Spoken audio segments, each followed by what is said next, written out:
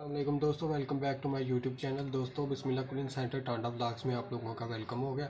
दोस्तों, मेरे पास एक कंप्लेन आई थी कि R600 रेफ्रिजरेटर को अगर कमरे में रखें, बंद कमरे में, तो वो कूलिंग नहीं करती हैं।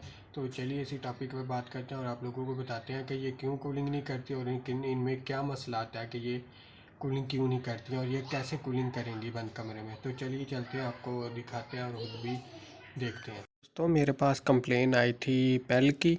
ये पेल की रेफ्रिजरेटर है।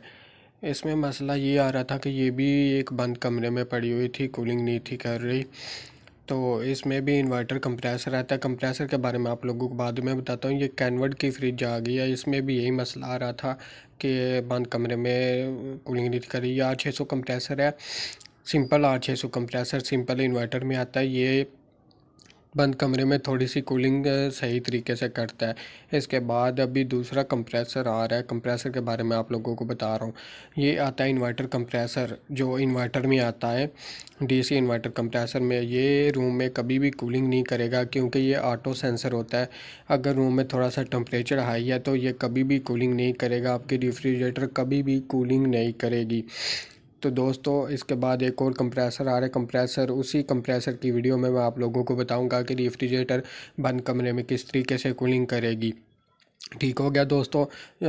अभी इसके बाद ये कंप्रेसर आ रहा है, फुली इन्वर्टर कंप्रेसर है, DC compressor, full inverter compressor.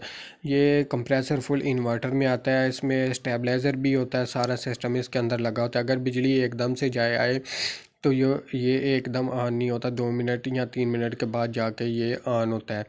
कुछ लोग हैरान हो जाते हैं हमारी फ्रिज नहीं ऑन हुई, तो ये 2-3 मिनट के बाद ऑन होता है।